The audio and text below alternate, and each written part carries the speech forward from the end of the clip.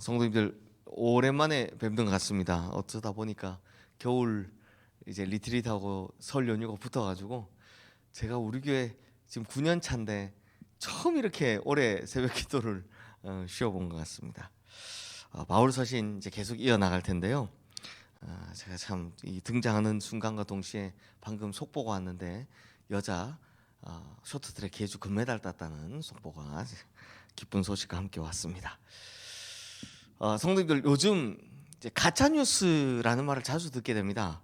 과거에는 가짜 뉴스라는 그런 말이 존재하지 않았는데 요즘은 뭐 여기저기서 이거 가짜 뉴스 아니야? 뭐 이런 이야기를 듣게 됩니다.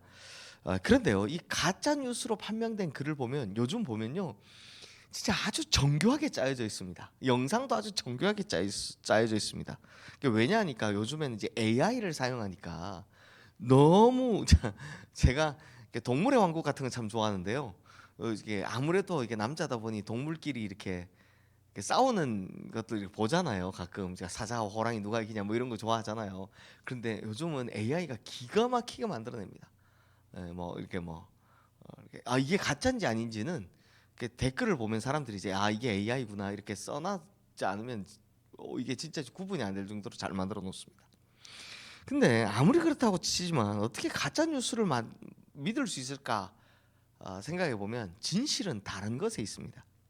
잘 만들어서 속아버리는 문제도 있지만 이게요, 원하는 소식을 가짜 뉴스로 만들어내기 때문입니다. 내가 듣고 싶은 이야기가 가짜 뉴스가 나오기를 바라는 겁니다. 뉴스로 나오기를. 그러니까 거짓 정보를 주는 가짜 뉴스를 만들어내는 사람도 문제고 또 그 가짜 뉴스를 원하는 사람도 문제라는 겁니다.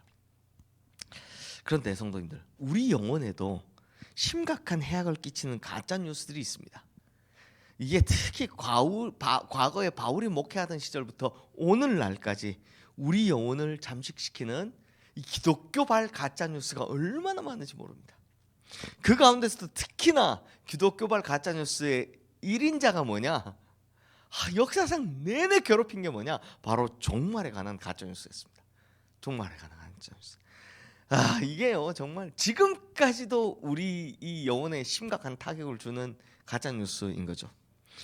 그래서 이 바울은 데살로니가 교인들에게 제발 종말에 대한 가짜 뉴스에 속지 말라라고 말씀하는 겁니다. 그래서 성도들이 가짜 뉴스에 속지 않기 위해서 이렇게 생활해야 한다라고 이야기하는데, 우리 1절 2절 말씀 함께 읽겠습니다.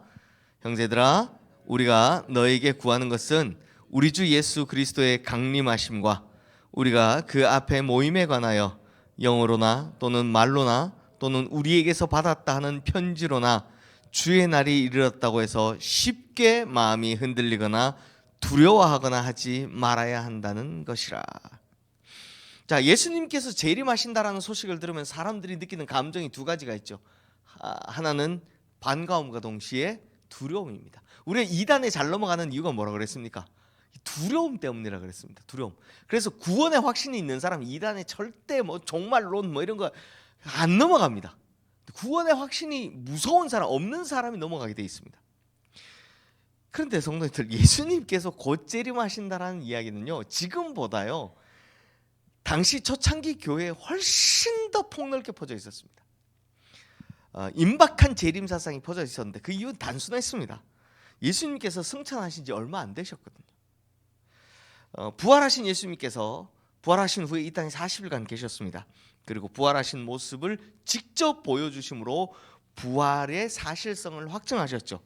그 후에 예수님께서 제자들을 비롯해 많은 사람들이 모인 곳 약 한 500여 형제들에게 보여주시고 이제 선교 명령을 하시고 오직 성령이 너에게 마시면 너희가 이렇게 이야기하시고 나서 하늘로 승천하셨습니다. 그래서 예수님께서 하늘로 올라가시는 모습을 제가 얼마 전 주일날 설교했지만 하고 사람들이 이렇게 쳐다보고 놀라서 입 벌리고 있을 때 그때 흰옷 입은 두 천사가 이들의 곁에 서서 하는 말이 있죠. 뭡니까? 너희들이 본 모습 그대로 주님 다시 오실 것이다. 그때부터 사람들은 야, 주님 곧 오신단다 라는 임박한 재림 사상을 가지고 있었습니다. 그런데 이 임박한 재림 사상 때문에 빚어지는 문제들이 생기기 시작합니다. 왜냐하면 예수님이 지금까지 안 오셨거든요. 천천히 오시거든요. 그래서 무슨 문제들이 생기기 시작했냐? 대표적으로 초창기 교회에 생겼던 문제가 뭐냐면 사람들이 일을 안 하는 겁니다. 성실하게 일을 안 하는 겁니다. 아니 어차피 주님 곧 오실 텐데 뭐 하면서 우리가 일해서 그 돈 벌어봐야 얻는 유익이 뭐냐라고 생각하는 거죠. 그러다 보니 이런 사람들을 이용하는 교묘한 거짓 선지자들이 나타나는 겁니다. 그래서 뭐라고 합니까? 야, 너희들이 가지고 있는 재산 다 팔아서 가져와라. 그래서 우리끼리 저 어디 가서 공동체 생활이나 좀 하고 저 조용한 데 가서 살자. 뭐 어디 가서 살면 거기가 된다더라. 이렇게 사람을 꿰는 가짜 선지자들이 우죽순 나타나는 겁니다. 그래서 나중에 알고 보니 뭡니까? 그 남의 돈 재산 팔아 온 거 가지고 지가 교주 생활하고 있는 겁니다. 그 뭐 지금이랑 똑같이 얼마 전에도 뭐 무슨 섬? 피지 섬? 거기로 가야 된다고 뭐 천년왕국이 거기 임한다느니 뭐. 하여튼 성도님들 이렇게 말하면 무조건 이단입니다. 야 어디 자기 전 재산 팔아가지고 어디로 가자. 다 무조건 이단입니다. 어느 지역에 특정한 지역에 어디에 그 신천지가 예루살렘 옆에 베다니 생각하는 것처럼 서울 옆에 과천 생각해가지고 거기 자꾸 온다고 뭐 주님 나라 온다고 다 어디 지역에 뭐 어쩌고 저쩌고 다 이단입니다. 그런 분들은 그냥 다 제끼면 됩니다. 근데 아쉽게도 많은 사람들이 이 사람들 말에 넘어가는 게 문제인 겁니다. 그래서 성실하게 일하지 않죠. 뭐 교회에 대해서 이게 뭐 문제만 만들어냅니다. 교회 와가지고는. 그리고 결정적으로 지금도 똑같은데 가정 생활이 파괴됩니다. 자녀들을 돌보지 않습니다. 이런 심각한 문제 때문에 바울이 데살로니가 교인들에게 분명한 지침을 주는 겁니다. 그래서 무슨 지침을 주냐? 바울은요 예수님께서 재림하실 때 분명한 징조가 있을 것이다 라고 말하는 거죠. 3절 4절 말씀 함께 읽어보겠습니다. 누가 어떻게 하여도 너희가 미혹되지 말라. 먼저 배교하는 일이 있고 또 저 불법을 행하는 사람 곧 멸망의 아들이 나타나기 전에는 그날이 이르지 아니하리니 그는 대적하는 자라 신이라 불리는 숭배함을 받는 것에 대항하여 그 위에 자기를 높이고 하나님의 성전에 앉아 자기를 하나님이라고 내세우느니라. 성도님들 우리가 앞서 보고 온 데살로니가 전서 5장 말씀에 보면 유명한 말이죠. 그 5장 2절에 보면 주의 날이 밤에 도둑같이 이룰 줄을 너희 자신이 자세히 알고 있기 때문이다 라고 해놓고선 그 바로 아래인 4절 말씀에 보면 형제들아 너희는 어둠에 있지 아니하며 그날이 도둑같이 너희에게 임하지는 못할 거다 라고 말씀합니다. 그러니까 주의 날이 도둑같이 오는데 빛의 아들들에게는 어둠이 아니니까 도둑같이 안 온다 라고 설명한 겁니다.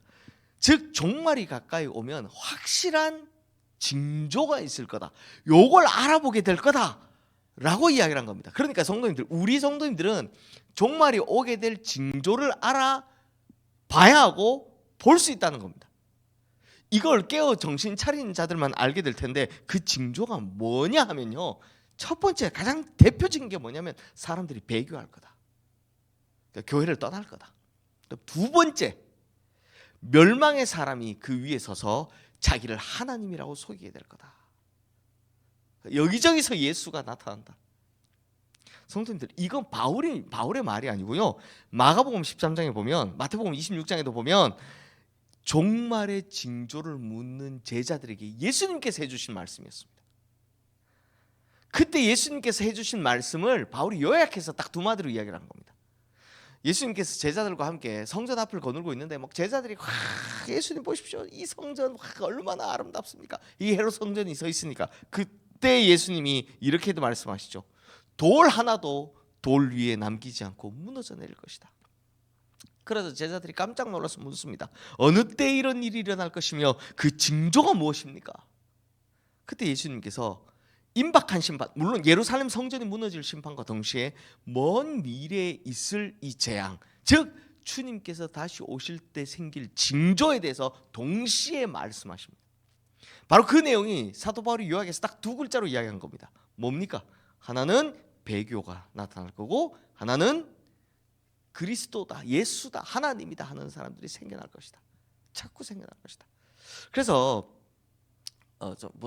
저한테 그런 이야기도 하신 분도 계시기도 하고 이렇게 보면 이단 사이비가 많아져서 걱정해요. 오늘 이단 사이비를 없애주세요. 뭐 이렇게 기도하시는 분도 계신데 이게 틀린 말은 아니지만 정확히는 우리가 뭘 깨달아야 됩니까? 이건 종말의 때가 오면 올수록 예수님께서 예언하신 대로 이루어져 가는 거다. 요걸 아셔야 된다는 겁니다. 요걸 아셔야 된다는 겁니다. 자연스러운 현상이다라는 겁니다. 종말의 때가 오고 있구나.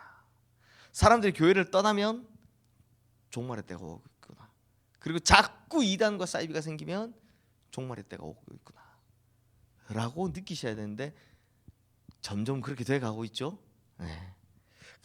그러면서 바울은 이렇게 고면합니다. 우리 본문 아래에 있는 15절 말씀 함께 읽겠습니다. 그러므로 형제들아 굳건하게 서서 말로나 우리의 편지로 가르침을 받은 전통을 지키라. 자, 굳건하게 서서 가르침을 받은 전통을 지키라 라고 말씀합니다. 그럼 성도님들, 여기서 말씀하는 바울이 말하는 전통이 뭘까요? 우리는 보통 변화를 싫어하고 해오던 것을 고수하려는 걸 전통 하는 경향이 있는데요, 아닙니다. 교회 안에서 전통은 딱 하나입니다. 바로 말씀입니다. 네, 전해져 내려오는 말씀, 이겁니다.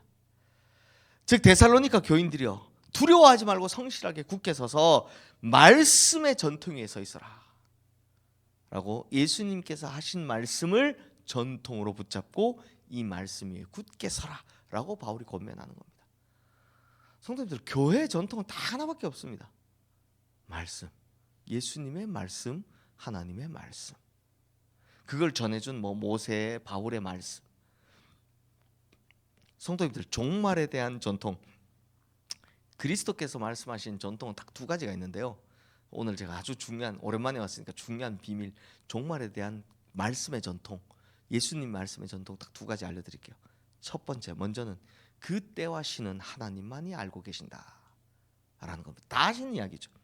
근데 사이비나 이단 종말론자들이 뭐라고 얘기합니까? 자신이 그 때와 시를 알고 있다, 이렇게 미혹하는 겁니다. 그럼 무조건 틀린 겁니다. 그 말에 절대 속으시면 안 됩니다. 이건 오늘날 이 시대에도 계속 일어나는 일이고 예수님 오시는 날까지 계속해서 일어날 겁니다. 이런 일들은. 그러니 거짓 사이비 이단의 속임에 절대로 속으시면 안 됩니다. 온갖 이상한 짓을 기적을 일으킨다 해도 지금까지 인류 역사 중에 종말의 날짜를 맞춘 사람은 한 명도 없습니다. 그러니 그 날짜를 알고 있다, 무조건 이단이다 생각하시면 됩니다. 그 때와 시를 알고 있다라고 하면. 그리고 종말에 대한 전통 중에 또 한 가지 중요한 전통이 뭐냐? 바로 깨어 있으라라는 겁니다. 깨어 있으라. 종말의 시기는 하나님만 아시기 때문에 도적같이 임합니다. 그러나 깨어 정신을 차리고 있으면 그 때와 시를 아는 것, 이게 아니라 시대와 징조를 보고 어느 정도 예측할 수 있다, 준비할 수 있다는 겁니다. 이게 다르죠. 기독교의 전통과 이단이 말하는 전통이 다르죠. 이단이 말하는 건 뭡니까? 때와 시를 알고 있다고. 기독교의 전통은 뭡니까? 시대와 징조를 읽어보고 읽어내고 종말의 때가 다가옴을 알 수 있다는 거예요. 이 차이 엄청난 차이입니다. 이걸 분별력을 가지라는 겁니다. 깨어 정신을 차리라는 건 말씀의 분별력을 가지라는 말이죠. 그러면 당연히 죄 짓지 않고 살아갈 수 있습니다. 주님 언제 오실지 모르는데 어떻게 죄를 짓고 살아가겠습니까? 그러므로 우리는 정신을 차리고 깨어 있어야 한다라는 거죠. 이 두 가지가 말씀이고 이것이 말씀의 전통인 겁니다. 그러므로 성도님들, 이렇게 살아가신다면 주님 오실 날이 언제 오든 간에 두려울 것도 없고 겁날 것도 없습니다. 남이 날짜를 이야기하면 속으로 그렇게 생각하시면 됩니다. 그래, 그날이 주님 오셔도 나는 간다, 천국으로.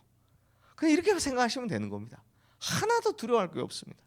그러니 우리 성도님들, 말씀의 전통 위에 서서 종말의 시대를 당당하게 살아가시기를 주님의 이름으로 축원합니다. 이 시간 오늘 주신 말씀 기억하며 우리 함께 기도하겠습니다.